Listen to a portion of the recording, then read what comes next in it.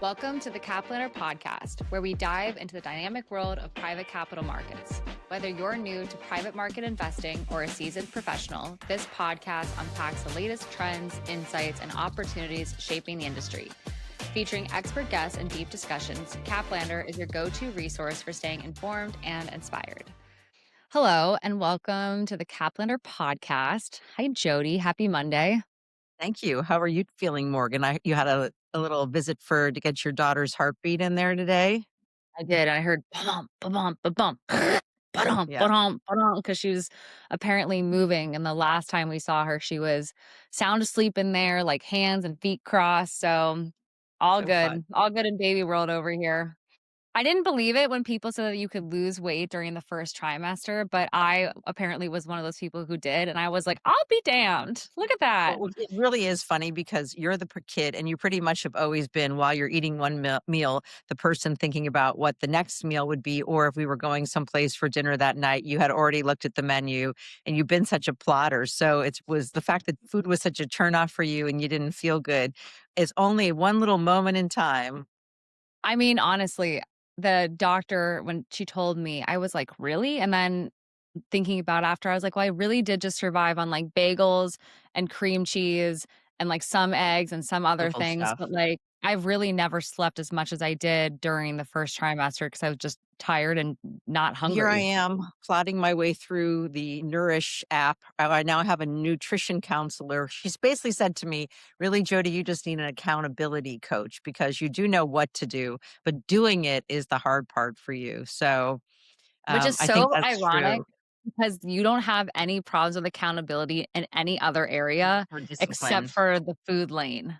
Well, because I'm not a big appetite person and I tend to like more junk, which is, I think we had this conversation this morning that you're not gonna, the way we used to feed babies and grow up, there's so much more information now and you can just avoid a lot of these pitfalls of the Yeah. sugar and the crap. Jody's breakfast for, like, on the way to school, like, when we were running late and, like, something had to be done, it was cinnamon challah, like, cinnamon sugar challah. So it was the challah with the sugar, it swirls in it, Butter, right. butter, and then cinnamon sugar on Sugar top of it. sprinkled And out so of like the McCormick jar. Yeah. correct. That was, like, our very balanced breakfast from the CEO of her own company, building her own business. That was breakfast. That, and then we had the variety packs of the cereals, like the cinnamon toast or no, Little what was it? boxes. Right, exactly. Well, I think before we get into our guest and introduce who's joining, it's really talks about a lot about next generation legacy, which Jody, obviously you turned 60 last October. And what have you noticed about being 60 so far? And are there any new what's new for I already you know the so answer to far? this. I'm slightly annoyed that it keeps coming up because it actually just came up today. So I am forgetting things and I'm not putting things away. Like I'm very, Like as we said, physical things? Because like, I'm I don't think you're organized. forgetting anything mentally. No, I'm not like I can't. I'm like I don't have like short term memory loss or, but I do. Then and then we lost. I can't get the words out. No, I am misplacing things. Like I came home with car keys the other day and a couple bags of groceries and some other things.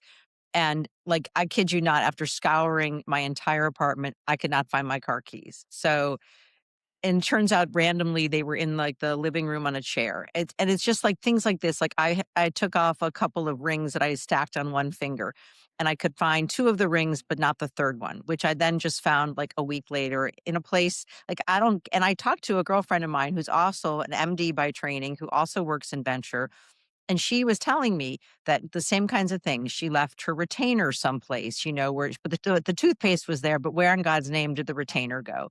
That she lost a ring. And I feel like this is the stuff that starts to happen. And it's because we're so busy, and B, because we're just not thinking enough, putting enough structure around where things have to go. But I've added up it up now, and I'm like $2,000 in the hole about having to. I bought a couple of things now twice, only to refine them. But anyways, that's where I am. That's really not that bad, all things being considered. I mean, Because if my we're just girlfriend said one of the rings that she lost was like, put her over $10,000. So yeah. fortunately, I'm not in that lane. I mean, I hate to say it though, but you have kind of always struggled with this. That's why you put a system in place for yourself is because you have been more, um, I have to you have recreate it. these. Remember when I used to Yeah. punish your Oh, brother that and was what like, I was going to say. Okay, so the best thing, so then the house I grew up in, there were 2 stories. There was the main floor and then there was the bottom floor, and the primary suite's on the main floor, and Jody had the closet doors that kind of opened up, like the 2 handles, like the French doors, and on the doors, there were hanging, like, bags basically for things like the slots. stuff you buy from the Belt Container Store. Right, exactly. Belts, like little tiny holders, and Jody, my mother, was so upset with my brother, and she took his phone. And she Yeah, took the phone punishment for and like a right. 12-year-old. What else is there? Right, and Jody at this time was a vodka drinker, so like a martini drinker, and so Jody Yeah. had a martini and took the phone, and then bottom line, like the next 2 days later, whatever it was, my brother's no longer in trouble, and he gets to have his phone back, except lo and behold, Jody cannot find the phone. I remember where I She put it. can't remember where she put it. Not only she's like, "I would give it back, but now I don't know where it is." So then she's like, "I have to It's like, recreate the seriously, scene." mom? Right, I have to recreate the scene and get myself back in Like, that Blake, that's why mentality. Blake's such a good martini drinker. I was like, "Listen, Blake, I guarantee you, if you make me a martini and I recreate the scene of the crime, that I will find it." And sure as shit, I did. Blake made me a martini. I started to dance around Turn the in the music room, on, my going hand up. down the hallway, Sure enough, there. top pocket, "Ah, I found the phone. Here it Yep. is. The old That's it." habits die hard. That's the only Right. good thing is that we are equally as sure is that if I am misplacing something 99% of the time, I will turn up. It's just, not exactly where I thought it. When. Yeah. Right. Well, that really Anyhow. leads us in perfectly, I think, into the whole dynamic with kids and families and the future of fertility, because this week we are joined by Lauren Makler, who's the co-founder and CEO of Cofertility, which is a modernized version of in vitro and IVF and egg freezing and family. And it's really reimagined egg freezing and egg donation in particular. So she's going to join us this week and tell us about her own fertility struggles, which is what made her have the idea for the company with her co-founder. And we're so excited to have her join us. Hi, Lauren. Hi, thank you guys for having me. So excited. Now that Morgan is pregnant, that it's really fun to talk about all the fertility stuff and not everyone has such an easy time, and you have really made a mark in this industry, and I'd love to understand how you came up with this. I mean, I know by way of background, this is your first CEO stint, right? Yes, yes, it is. I know it's not your first founder stint because it looked like even before you started your own company with Hallie Tecco, who's innovative in her own right from Rock Health, for those who don't know, but that you also founded Uber Health before you started your own company. But as Jody mentioned, your first CEO role. Yes, exactly. So I always say I was an intrapreneur at Uber before becoming an entrepreneur on my own. So I sort of had that inside a company sort of protection layer of what it feels like to start something with a safety net, right? And then did it without it here. So I'll start just by sharing what cofertility is, so people have a sense of that, and then more than happy to tell you the how we got here piece of this. Today, we are a fertility ecosystem, we call it, but essentially, we help women freeze their eggs for free and store them for free for up to 10 years when they donate half of the eggs retrieved to intended parents that need the help of an egg donor to have a baby. So, we are both making egg freezing more accessible and egg donation less transactional at the same time. How much does it cost to freeze your eggs? Yeah. Well, first and foremost, we always say the best time to freeze your eggs is when you can least afford it, right? The younger you are, the better your egg quantity, the better your egg quality. And we find that in the US, it's between $15,000 and $20,000 to freeze your eggs. And that's just not something women in their 20s and early 30s have on hand. And that's also just for the retrieval. That's also not the storage cost, which I have Yeah. understood. Right. Yeah. That's a whole Yeah. different ball game. And Yeah. then depending on what state you are, there can also be different ethical and laws now that, federal rules have changed. Yeah, so storage specifically is like $500 to $1,000 a year, depending on your state and where you are. And so that's something I think a lot of people are often surprised by, especially when, if you have someone who's in her late 20s who really isn't planning to have kids for another, 5 to 10 years, that can add up. And so we really try to make sure that this is an offering that sets these women up for a future of options, No, right? I was with the OB yesterday, not to share too much, but I went to the OB for my annual, and I told Cool. her I was pregnant, and she asked how old Morgan was. And I said, she's 30 and gonna be 31 by the time she has this baby. And the doctor said, so how smart is she? Like, most women don't get this memo, and her quote was like, "What, do women live under a rock?" Because they start to ask these questions and it's too late. And I asked her what age it was, and this was really what jives with you in terms of the people where you want their eggs is up to 34 years old, and really after that. Tell us a little bit Yeah. about why that is. So, ASRM, the American Society of Reproductive Medicine, has guidelines that say someone who is an egg donor must be between the ages of 21 and 34. And that is because there is a real fertility cliff at 35 and beyond, right? So that's when we really start to see a major decline in egg quality and egg quantity, where this process gets harder. That's not to say you can't get pregnant beyond 35. You absolutely can. It just gets harder to both get pregnant and stay pregnant.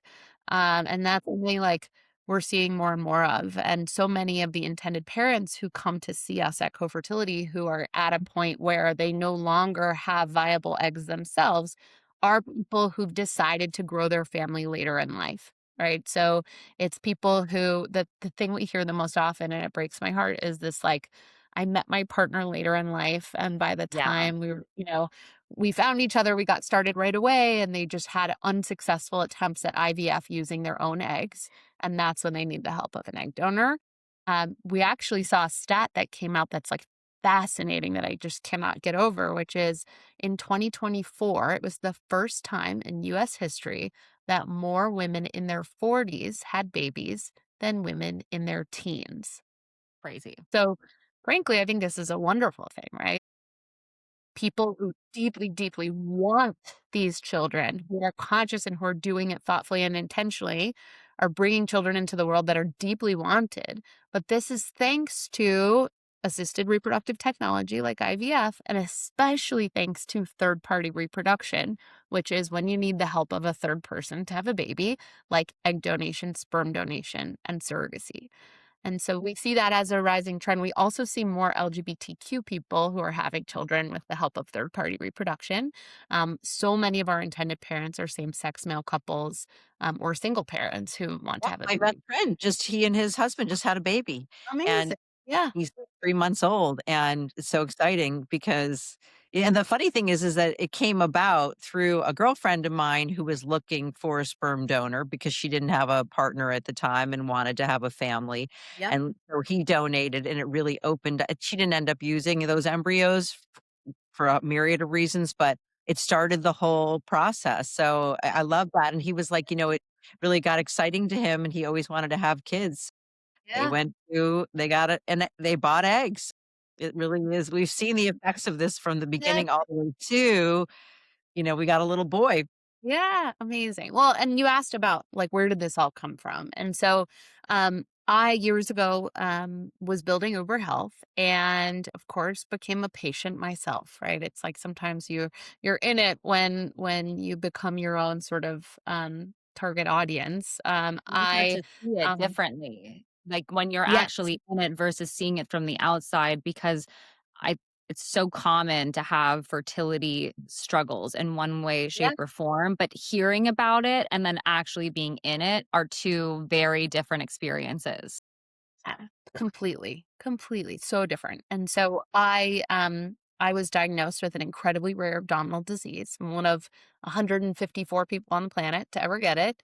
I You had are special. I know, right? It's like sometimes these like you get tests back from like an MRI and they're like this part was unremarkable. It's like the only time in my life I want to be unremarkable is on one of these tests. But Right. at the time I had masses growing throughout my abdomen and pelvis and needed to have surgeries to have them removed. And they told me that it was very likely I would lose my ovaries in the process.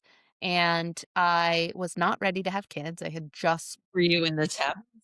29, had just started dating my now husband. And wasn't ready to have kids, but always knew I wanted them. And I, went to my doctor and said, "Hey, what are my options?" At the time, I didn't have the opportunity to freeze my eggs just given how rare my disease was. They were like, "We don't know how this will work for you, but you may need an egg donor someday." And so it was the first time I had ever sort of thought anything about this. And I'm a planner, and so I like needed to know everything there was to know. And I was shocked by what I saw. I could not believe how much women are paid to donate their eggs. It's anywhere from $10,000 to $100,000 in cash compensation, depending on your heritage, your education, your Right. career, or religion, or Sure. look. More education, the more advanced, the more expensive. The harder it is to find the donor, the more they get paid. Literally, it is. And at the time, I was like, "This is surge pricing for egg donors, right?" Like, that's what they're Right, and paying. And coming from I Uber, yeah, Right. right, I Uber, you should felt understand it. we don't do this though for like organ donation or blood donation. Like, why is it okay for egg donation? And so I Interesting. felt really just turned off from the whole thing. I also thought it was crazy that these donors were billed as anonymous when like, at home DNA Maybe. testing existed in Right. 2017. Imagine when, these kids grow up like 20 years from now, like it will be incredibly easy to figure out your genetics or your, who you're biologically related to via at home DNA testing. And so I was like, this is just a lie. Like, this makes no sense. And so at the time, I wanted nothing to do with it. And my amazing sister decided that she would freeze her eggs and donate them to me ahead of my surgeries so that if I woke up with no ovaries, I would have those eggs waiting for me. You would And have your family's genetics. exactly. And, she had had 2 kids already, and I was so, like, absurdly in love with her 2 kids, and it was really just, like, a very comforting thing to know Yeah. that, Yeah, you had a okay, safety there net. yeah, exactly, and so I ended up going through 3 surgeries, miraculously did not lose my ovaries, still, like, Wasn't so meant to be. Yeah, And you impressed. weren't. because, the universe works in mysterious ways that maybe it's because you were relaxed enough to know that it was all gonna be fine anyhow, and turns out it really was.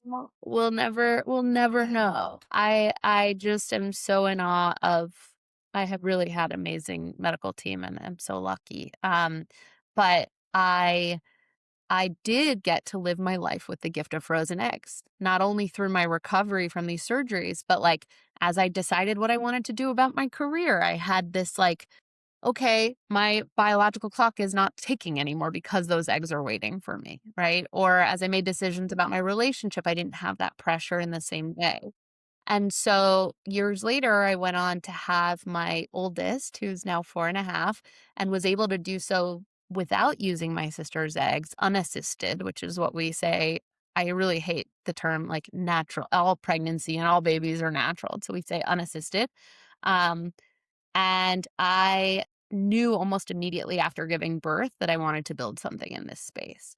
And so Hallie, my co-founder who you mentioned, she had known that egg sharing, this idea of freeze your eggs for free when you donate a portion of those eggs, was a concept that was done in small pockets all over the world, right? Like on a clinic level in the UK or, random places, but no one had ever done it at scale. And so she reached out to me without even knowing about my sister donating eggs to me and was like, "Hey, love what you've done at Uber Health. I'm really excited about this idea." And I was like, this is it. Like, Literally, no pun intended, the seed was planted. yeah, big time, big time. So great. I'm a big fan of the cold outreach. I mean, that's how I got in touch with you was I saw Hallie comment on something on LinkedIn that you had posted and I sent Hallie a message and Hallie has an automatic response for anything you send her, which is that I'm busy and here are resources if you're looking for and in ways that things work out, I asked, I was like, can you, Lauren, we have to have her on the podcast. The company in and of itself is so, the work that you do is so meaningful. And there's always a story behind it, whether it's your own personal experience or whatever the light bulb idea was. But I don't think you just wake up one morning and go, I want to do this at scale. Um, but thank you for your honesty and for sharing it, first of all. Yeah. And then second of all, So you mentioned a lot of the people who come to you are going to be same-sex male couples, but then for the people who do donate their eggs, which is through your split program, what are the common threads that you notice for why they're motivated to do so? Obviously, Yeah. from your website, and it's the word ethical is there. That this is also you've Yeah. increased transparency. You could almost have like a matchmaking service for some of this. Can you Yeah. explain to us the thought behind that? Yeah.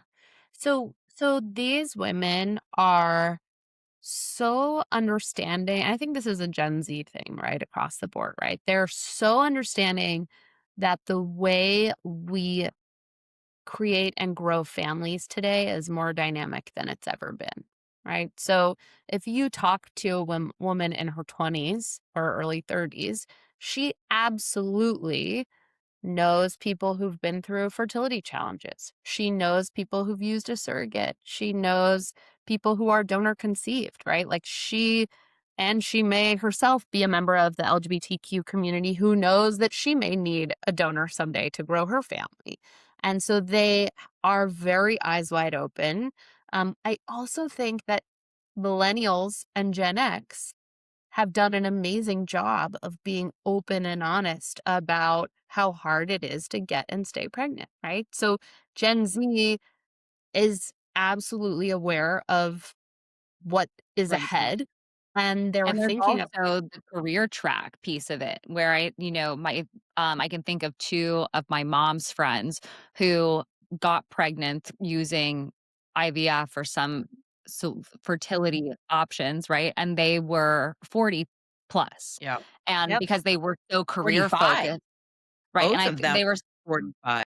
right, and they were more career focused that when and I think this is part of kind of where we started the conversation is that you think you have more time because it has to be career or family. And the right. younger generation, especially coming out of a pandemic, the way that people work is different, the way that people make money is different.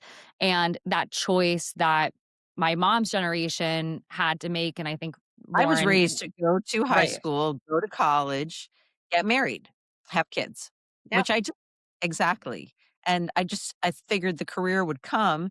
And it's interesting because both of the women who are my friends who went through different paths to having a family are exactly the same age as I am. And they were raised differently. They were raised to have a career, and women are, capable and strong. And mean, I just grew up in a more traditional environment, but I think I'm sort of the last of the generation, even in today's more traditional environments in the Midwest and other places. It's not like that anymore, that people Right. are thinking they have choices. That's so important um, to us as a company and our ethos, but also like to the members that come to us, right? These women are like, I want to have choices, I want to have options. And egg freezing isn't a perfect science, right? And I would never call it an insurance policy because You it never know. may exactly. But those who do freeze eggs are more likely to have a child later in life than those who don't. And so giving them the option is great.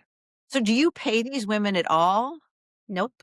It's in exchange for the fact that you're freezing their eggs and storing them is the trade-off. Exactly. And I actually think that, and we hear from them a lot that like it would feel icky to get paid, right? And that's not to say that like that doesn't work for some women, right? And no shade or judgment on that front, but we see this as like growing the pie of women interested in donation.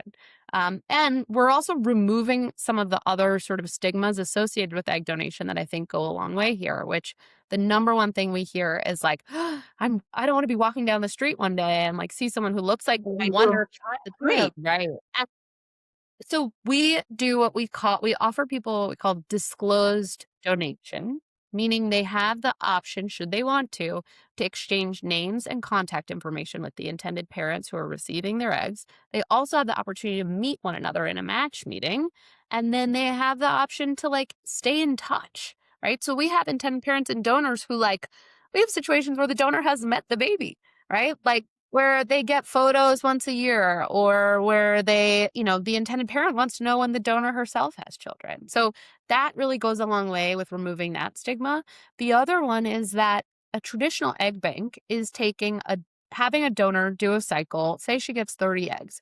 They're dividing those 30 eggs into cohorts of 6. So one retrieval can go to 5 families, and then they're having her do it 5 more times. So a single donor's eggs can go to 25 families, which when you think about the at-home DNA testing, the implications are kind of bonkers, right? That you could be like finding biological half siblings constantly for the rest of your life. And that feeling is something that can be a very traumatic part of one's identity as a donor conceived person or as the child of a donor herself. Yeah, but the kid part is what's so interesting because just like how you said that your sister had Yeah. given egg possibly, and that let's say you had gone down that path, that you would have to explain, or you would possibly explain to your child that your sister was really their Yeah. mother in some way.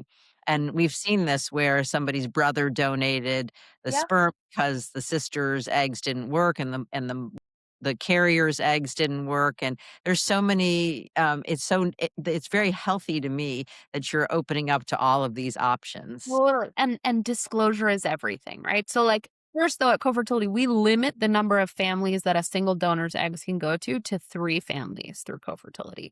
And so we think that that feels tenable for them to have an ongoing relationship, whereas 25 families would absolutely not be. Yeah. And so we think that's number one. But disclosure of, the parents telling that child in age appropriate ways that we had the help of someone to have you because you were so deeply wanted, right? Like having it not be a part of someone's identity that they discover later is incredibly important. Yeah, I think that surprise factor can be challenging. I think obviously when kids get to a certain age and they have 2 dads, it's a little bit more you're like It's right, you're like obvious. right. Nobody else but participated in this. Right, you're kind of like, "Okay, wait, the math is not mathing," and that and kids, I think, pay attention to so much more than you think, and whether so I really like your transparency piece of it because and especially the 3 families makes so much sense. I mean, because how many documentaries are there that have been out where they're like, "I had 100 half Yeah. siblings, and I had no idea," and I think that part can be really traumatic for people who don't Well, know. that was designed at a time where DNA testing didn't exist. We had no insight that it would exist, nor that it would be something that the general population could access themselves, right? So we see how many sort of like cold cases now being closed with the advent of DNA testing, right? Like similarly here, so much of sperm and egg donation was done at a time where these clinics and fertility doctors were trying their number one goal was help people have babies because that's what they want, that's how they get paid. And I don't think they were trying to harm anyone or trying to Right. It um evolved. you know it And evolved. then And also for the first time now, we have donor conceived people that are adults who can advocate for the rights of future donor conceived people and can say, hey, this was traumatic about my identity, and this is how we can do better for other people. And so we feel, hey, if we know better, it's time that we do better. it's interesting. So I know from talking to you previously that you're in LA and Yeah. I'm in St. Louis and Jody's in Miami. And I think there are I mean, I love LA in the sheer sense that I could live and eat at Erewhon and I could work out at Barry's around the corner and I could go to high-end Pilates studios and I would be living my, what I would call my best basic bitch life. And I think the mindset of what it is in LA would be very different than like if you were to go to rural Missouri. Somebody might feel very differently. So do you see that the people who come to you, like what has been your biggest challenge in terms of having people want to participate in the split program?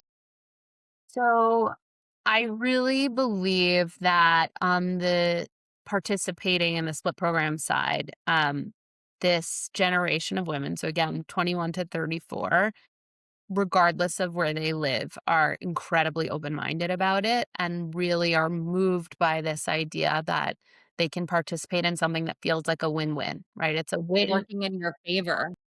It's Yeah, a it's work. win for their future. It's an empowering step for themselves while helping someone else grow their family. I think the intended parent side, we see intended parents not only all over the US, but even from abroad where they're like, I want this, and Cofertility has the best options available.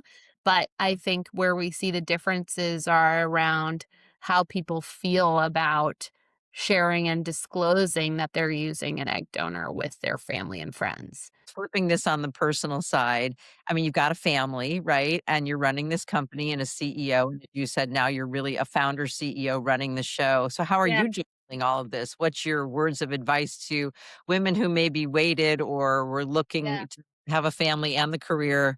How is it going? Well, I think, it's funny. We started Cofertility, my oldest, it was her 6-month birthday. I remember like meeting with investors and then going to her 6-month appointment and then meeting with investors again. And so I sort of think about her being just 6 months older than this company. The first Cofertility baby was born on the same day as my son, my youngest. And so it's crazy to think that like he's sort of a visual reminder of that milestone for us because it takes time. It took us time to get off the ground, and then it took time for intended parents to create embryos, and then it took time for that first baby to cook, right? It's like a 9-10 month process. And so since then, we've had 62 co-fertility babies born, and we have dozens more intended parents that are expecting right now. And we have a Slack channel for our team that's called our hype room, and it's where the photos of the babies come through, or the pregnancy announcements, or the ultrasound photos. And I asked my husband for my birthday. All I wanted was an at-home photo printer so that I So print the funny. baby photos and I write their name and the date they were born, and I put it up on my bulletin board, and I can't wait for this whole wall of my office to be Does your covered. 6-year-old ever ask, like, who are all these So people? she's 4.5 now, my oldest, and she keeps track of the number of co-fertility babies born, and she likes to know their names, and she asks about them. She's like, "Mommy, how's Finn?" Like she's like very up on it. And if you ask her what does mommy do, she says she helps people have babies, and so she's Yeah. learning about. I see this as an opportunity to sort of instill uh, an entrepreneurial mindset into my kids, right? And I think that's I'm evidence of the fact that that is very possible, right? As yeah, Morgan I started the business when Morgan's brother was 6 months old, so I know the exact year yeah, because it's the same number of years that Blake is alive, which I yep, love. So it yep, always reminds me, and Morgan was 2.5, so here we sit, Morgan having been with the business for almost 10 years, and mhm, how much I actually channel. Even my father was always a big, taught me lessons, and I would call and talk to him, and Morgan and I have had a couple of good laughs where about pricing things and people's yeah, response and the stuff that everyone's taught. So you'll the fun thing is that you can channel that outward, yeah, right? You'll be able to calibrate totally. where kids lie on this as they go through their lives and have careers. Yeah, I love that so much. And I'm holding it up. I know people who are listening won't hear this. I keep this like Polaroid picture of my grandfather on my desk. Just as like he was an entrepreneur too, and he like went for it. And so I try to be the same way. It's hard, and you need to for me, like, I have a support system. I have the most amazing partner in my husband who is also quite entrepreneurial and starting his own thing, which is really exciting. But we would not be able to do this without amazing childcare and, like, an Right. amazing Resources. street. Yeah, and Yeah. we live 4 minutes from my sister's family, and, you know, That's the the difference. whole "it takes a village" is a very real saying. Truly. And I the other thing understand that. is being authentic about it with your team. So, like, yesterday, I got on a Zoom call with my team, and I was like, "Guys, my 4.5-year-old, like, did not sleep last night. I literally slept on the floor of her room, and I am, like, not my best self." Right? More going, "Oh my god." Right. No, this kid slept through the night at 6 weeks, I'll tell you. She has been amazing until this little regression now at 4.5. But I think being honest about that with my team and being like, "Today is going to be a harder day for me than usual," allows them to show up as their authentic self too. Yeah. Um, but yeah, I say That's go for it. interesting. Think, Go well, first of all, so before we wind up, one thing is where can people find you? What's the best place for people if they're interested in learning more about co-fertility, whether it's from the parent side or the child side? I'm guessing it's your website. Yes, cofertility.com will help you on both fronts. We're also big on Instagram and TikTok. You can Social find us. media and all the Yeah. things. Yeah. Perfect. Well, Lauren, absolute pleasure to have you join us. And we really appreciate you sharing all of the ins and outs of what it's like running a company, how you had the idea to start the company, and of course, just your insights on all things fertility. So thank you for joining us. Thank you for having me.